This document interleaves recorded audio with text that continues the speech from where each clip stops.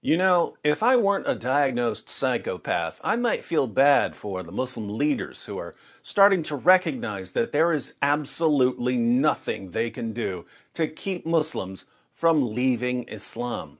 Can you imagine 14 centuries of slaughtering unbelievers in the name of Allah, raping female captives, forcing people to convert, and executing anyone who tries to leave, only to lose it all because the internet? Facebook, YouTube.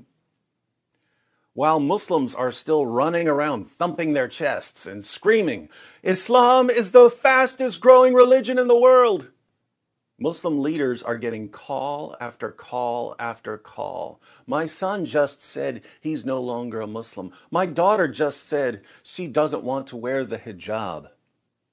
And the Muslim community can't figure out what to do because they're not used to this.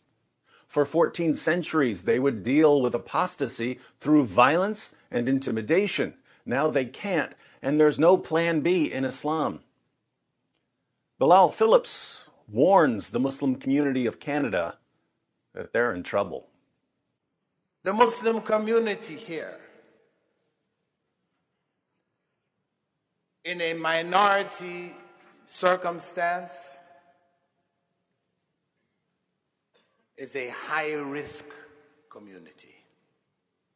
He admits that in a Muslim country, the situation is different because of the cultural pressure to conform. Back home in our countries, where people grow up practicing Islam as a culture, as tradition,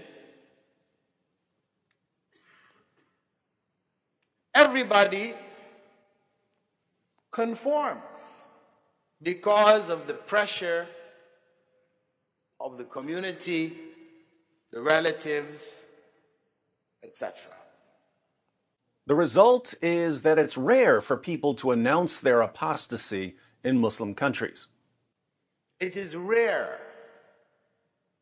that you would find back home a young man or a young woman addressing their parents, their family, and telling them, I don't believe in Allah. But things are different in the West, even for Muslim parents who are raising their children to be devout Muslims.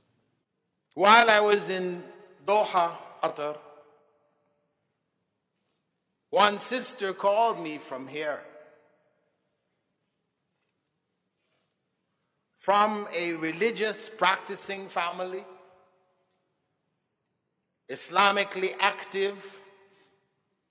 She said, my son memorized the Quran at the age of 10. Obviously, a child who has memorized the entire Quran in Arabic will know that Islam is true, because the Quran is just so amazing in Arabic. But at the age of 15, 5 years later, she's calling. She said he came home and told us that he doesn't believe in Allah. Philips is hearing so many stories of young people leaving Islam that he has to warn the Muslim community about the coming avalanche of apostasy. And if we don't take constructive steps to deal with this, it is going to become an avalanche, a tsunami that is going to hit our community in such a way that we will have a very difficult time standing. It will knock us over. An avalanche of apostasy? An avalanche. A tsunami of apostasy? A tsunami. What's it going to do? It will knock us over. But Bilal Philips believes that there's a solution. What's the solution, Bilal? So this is what we have to convey to our young people. We have to connect them to the Quran intellectually, emotionally, psychologically, physically, in such a way that they have no doubt. Connect them to the Quran so that they have no doubt? That is adorable. Bilal, young people reading the Quran is what gives them doubts, because the Quran totally contradicts everything they're told by their Muslim leaders and their Muslim parents. When young people read the Quran and they go to their Muslim leaders and their Muslim parents and they ask, why does Allah command men to beat rebellious wives? Why does Allah command us to attack Jews and Christians? Their leaders and their parents reply, oh, what Allah really meant is something completely different from what He said. And this doesn't remove doubts, it increases doubts, because the young Muslims are being told that Allah is a horrible communicator who can't say what He means. So there's no way to keep young people from doubting the Quran. What else you got, Bilal? And also, they should know Rasulullah sallallahu alaihi wasallam. They should know him well. Same mistake. How are young people going to learn about Muhammad? It had better not be by reading about him in Islam's most trusted sources, because nothing will convince Muslims to leave Islam faster than reading what Muhammad's companions said about him. So the only thing Muslim leaders and Muslim parents can do is try to convince young Muslims to believe in a fictional Muhammad, one who never existed, by giving them modern books about Muhammad that present a watered-down, whitewashed Walt Disney version of Muhammad. But that's not going to help, because there are people like us who are going to tell these young Muslims the truth about Muhammad. And we're going to be the ones who are quoting Islam's most trusted sources.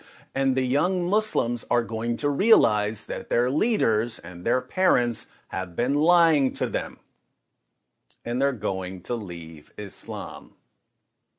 Hilariously, Bilal Philips gives an example of how to respond to a young Muslim's doubts about Islam. It's a disaster. Here's how he sets it up. The Prophet ﷺ, as this individual that I spoke with a few days ago raised, did not prohibit slavery. So, slavery is evil. Why not? What kind of prophet is this? God is condoning slavery? It's not simply that Muhammad didn't prohibit slavery. It's that Muhammad bought, owned, sold, and traded slaves and had sex with his female slaves, and Muslims in the West have been told that Muhammad abolished slavery, and they're realizing that they've been lied to and that they can't trust their leaders or their parents.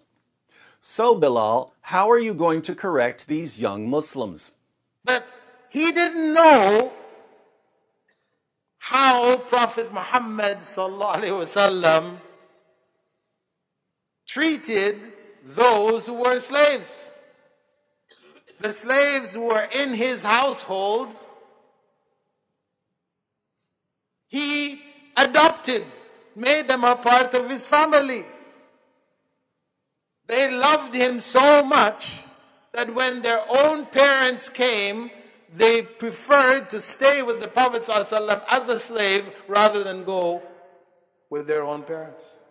Oh my goodness. Muhammad adopted his slaves? They didn't want to go back to their own families? There are young people who are dumb enough to fall for an answer like that.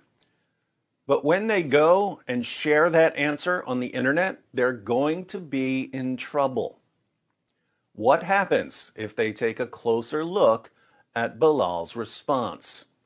here's what they'll find. Muhammad didn't adopt his slaves. He adopted one particular slave, Zayd ibn Haritha. Zayd was Khadija's slave before she married Muhammad. When she married Muhammad, she gave Zayd to Muhammad as a present. Zayd's parents eventually came looking for him because he'd been kidnapped, and Zayd said that he was going to stay with Muhammad. Muhammad was so impressed that he adopted Zayd, and Zayd was then called Zayd, son of Muhammad. This was before Muhammad declared himself to be a prophet. After Muhammad declared himself to be a prophet, things began to change. One day, Muhammad saw Zayd's wife, Zainab, practically naked, and he walked away praising God.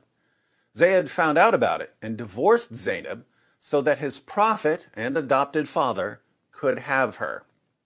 Muhammad married Zainab, but this caused an uproar in the community because marrying the wife of your own adopted son was frowned upon by everyone.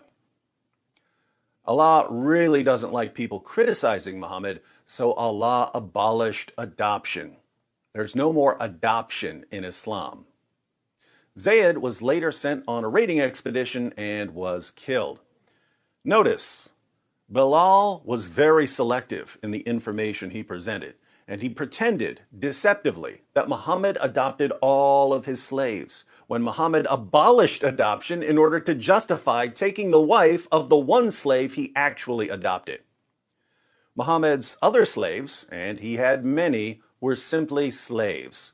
And again, Muhammad had sex with his female slaves. Bilal Philips, like every other Muslim leader, wants young Muslims to accept his answer without digging deeper. Is this approach going to stop the avalanche of apostasy? Is it going to stop the tsunami of apostasy? No. Bilal's response here is a perfect example of why the Muslim community is facing an avalanche of apostasy. In the Muslim world, Muslim leaders rely on violence, intimidation, and deception to keep young Muslims from questioning Islam. In the West, Muslim leaders rely primarily on deception. But that deception can only carry Islam so far. Young Muslims are being challenged to defend what they're saying, and when they try to defend it, they find out that it's simply not true. So they're leaving Islam. What's the solution, according to Bilal Philips? More deception, more misinformation, more carefully edited stories that cover up what really happened. Good luck with that, Bilal. You keep lying to young people, and I'll keep seeing them on YouTube.